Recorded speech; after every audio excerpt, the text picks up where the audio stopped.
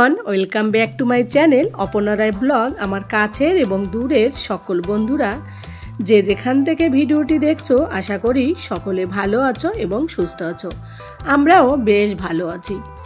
এখন বাজে ঘড়ির কাঁটায় ঠিক সকাল 5:30। যেহেতু ছেলের স্কুলটা শুরু হচ্ছে আজ থেকে, তো ঘুম থেকে উঠেই রান্নাঘরে ফ্রেশ হয়ে রান্নাঘরে চলে এলাম। ফ্রেশ হয়ে বলতে ওই ড্রেসটাই চেঞ্জ করা হলো, মাথায় চিরুনি না দিয়েই চলে এসেছি। তো ঘুম থেকে উঠে রান্না করতে এলাম, ছেলের জন্য টিফিন বানাতে এলাম। ও কিছু টিফিন খেয়েও যাবে, কারণ এখন ওর হচ্ছে 6:30 থেকে 1:10 অবধি ওর ক্লাস হবে, মাঝখানে টিফিন হবে। এবার এতক্ষণ তো স্কুলে কখনো থাকেনি, ক্লাস 2তে যখন ছিল 11টা নাগাদই ছুটি হয়ে যেত। তো আজ মনে হচ্ছে একটু একটু করে ছেলেটা আমার থেকে দূরে যাচ্ছে। কেন কি, যত বড় হবে বাচ্চারা তত কিন্তু বাইরে থাকবে বেশি, মায়ের থেকে দূরে, স্কুল কলেজ এরকম করে করে এক পা করে করে মায়ের থেকে একটু দূরে থাকবে। তো আমি সেটাই চিন্তা করছিলাম, রান্না করছিলাম, আর যে ছেলেটাকে ছেড়ে এত সময় আমি থাকবো। আমার সংসারে আমি বলতে আমার হাজব্যান্ড আর আমার ছেলে, আমাদের সংসারে আর কেউ নেই। তো ওই জন্য সব দিন তো ও আমার সঙ্গে থাকে বেশি সময়। তো এখন ও যাচ্ছে, আমার মনটাও খারাপ করছিলো আর টেনশনও হচ্ছিলো এত সময় আমার ছেলেটা আমাকে ছাড়া থাকতে পারবে কি না। কিন্তু ও তো ফুল এনার্জিতে আছে, ওর অনেক দিন স্কুলটা ছিল না, মানে স্কুল ছুটি ছিল, এই কারণে ওর একটু আজ প্রথম দিন স্কুলে যেতে বেশ ভালো লাগছে। তো যাই হোক বন্ধুরা, তোমরা সকলে আশীর্বাদ করো, আমার ছেলে প্রথম দিন স্কুলে যাচ্ছে আর ও যেন ভালো মানুষ হতে পারে। পড়াশোনার থেকে আমার মনে হয় একটা মানুষকে ভালো মানুষ, মনের মানুষ হওয়া উচিত। একজন মানুষের মনুষ্যত্ব যদি না থাকে তাহলে সে প্রকৃত শিক্ষিত হয় না। তো আমি চাই আমার ছেলে মানুষের মতো মানুষ হোক, মানে ভালো মনের মানুষ হোক। তো যাই হোক, কাউকে যেন কখনো কষ্ট না দেয়, এটাই আমি চিন্তা করি। তো তোমরা সকলের সঙ্গে থাকো আর আশীর্বাদ করো বন্ধুরা। এইদিকে দেখো বন্ধুরা, ছেলেটা স্কুল থেকে আসার আগেই আমি রান্নাটা কমপ্লিট করে নিচ্ছি। তো কাঁচকলা দিয়ে মাছের ঝোল করেছি আর ডাল।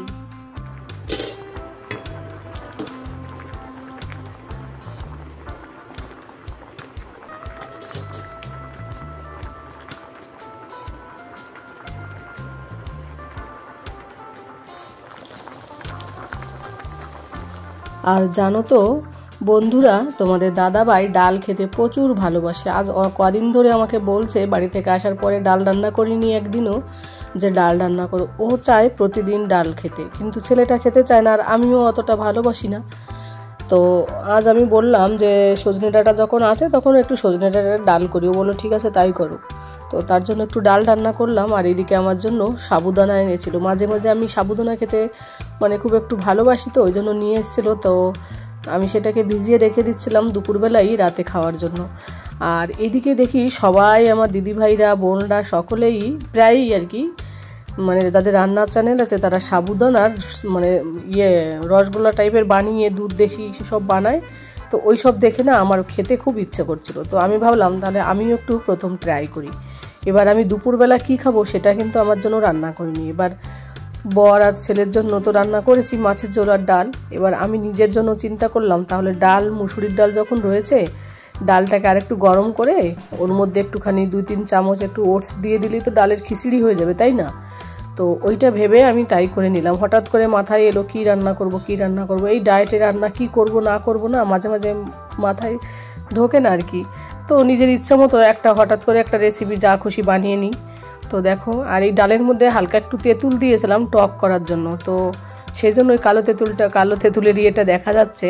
তো দেখো আমি একটু ওটস দিয়ে নিলাম, আর বেশ সুন্দর লাগছিলো খেতে। এই ওটসের খিচুড়ির মতোই লাগছিলো, কিন্তু ডালটা যেহেতু বেশি ছিল, ওই মুসুরির ডালটা, আর ওটসটা ছিল কম, খেতে খুব সুন্দর লাগছিলো। খেতে মনে হচ্ছিলো না যে আমি ওটস খাচ্ছি। তো দেখো অনেকটা শুকিয়েও গেছে, আর নতুন করে লবণ দিইনি, যেহেতু ডালে লবণ রয়েছে, ডালটা শুকিয়ে গেলে এমনিতেই লবণ বেশি হয়ে যাবে, তাই না? তো খেতেও খুব সুন্দর হয়েছিল। আমি আমার হাজব্যান্ডকে বলছিলাম আজকে রান্নাটা বেশ ভালো হলো আমার খাবারটা। আজ আর ডিমের অমলেট করলাম। এইদিকে দেখো কথা বলতে বলতে ছেলে চলে এলো। তো বেশ ভালো লাগলো, অনেকক্ষণ ধরে আমাকে ছেড়া রয়েছে ছেলেটা। তো ওকে একটু আদর করলাম, তারপর ওকে চান দান করিয়ে খাওয়াবো, তারপর তোমাদের সঙ্গে হয়তো বিকেলবেলা কথা বলবো। আজ অনেকগুলো ক্লাস হলো, তো ওই ব্যাপারে একটু জিজ্ঞাসা করলাম, আমাকেও একটু জড়িয়ে ধরছিল। তো মা ছেলের যা হয় আর কি, বেশ ভালো লাগে। ছেলে আস্তে আস্তে করে একটু একটু করে বড় হয়ে যাচ্ছে আমার। চলো বন্ধুরা, ফিরে আসছি বিকেলবেলা তোমাদের সঙ্গে খাওয়া দাওয়া করার পর। আর এইদিকে দেখো বিকেলে ফিরে এলাম, সাবুদানাটা অনেকটা গলে গেছে, তো জলটা ঝরাতে দিয়েছিলাম। সেইগুলো ঝরাতে দেওয়ার পরে একটু দুধের পাউডার দিয়ে গোল গোল লাড্ডুর মতো বানিয়ে নিয়েছি। এই দেখো, আর ওইদিকে উনুনে দুধ দিয়েছি গরম করতে। তো দুধটা একটু গরম করা ছিল যদিও সকালবেলা, আর একটু হালকা গরম করতে না দিলে আর কি অসুবিধা হবে, প্রথম গরম না দিলে, ওই কারণে একটু প্রথমে গরম করলাম। গরম যখন একটু হলো তখনই আমি সাবুদানার ওই লাড্ডুগুলো দিয়ে দিলাম। আর জানো, খেতেও খুব সুন্দর হয়েছিল। তো যাই হোক, একটা একটা করে দিলাম, এই কারণে ভেঙে যায় কি না তার জন্য একটা একটা পিস করে লাড্ডুগুলো দেব। দিয়ে বেশি নাড়াচাড়া করব না, কারণ নাড়াচাড়া করলে কি হবে না হবে আমি প্রথমবার ট্রাই করছি, যেহেতু সাবুদানার এই রেসিপিটা।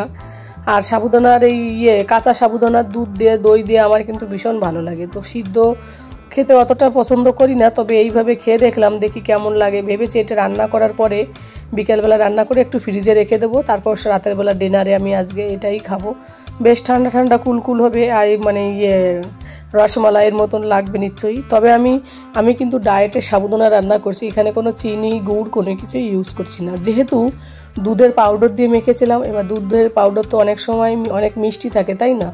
আর আমি অতটা মিষ্টি খেতে পছন্দ করি না, তার জন্য আর দিইও নি।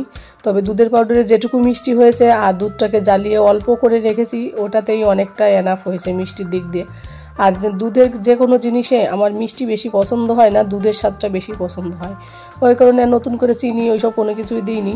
তবে এটা দিনের বেলায় খেলে হয়তো একটু চিনি খেতাম, কি না হয়তো 1 চামচ 1/2 চামচ দিতাম, কিন্তু রাতের বেলা তো বেশি চিনি এইসব না খাওয়াই ভালো। আমার ওয়েটটা অনেক বেড়ে গেছে, এই ইউটিউব করে নিজের দিকে একটুও ধ্যান দেওয়া হয় না, ডায়েটের দিকে। মর্নিং ওয়াক করতাম, আগে এক্সারসাইজ করতাম, ওইগুলো কোনো কিছুই হচ্ছে না, জানো তো।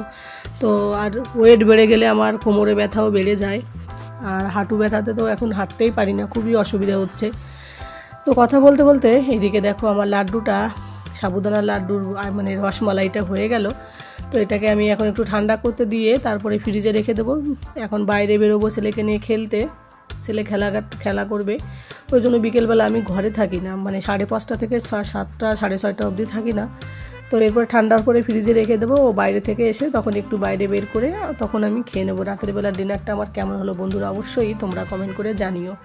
আমার কিন্তু বেশ ভালো লাগছিলো এই রেসিপিটা, খেতেও কিন্তু দুর্দান্ত হয়েছিল।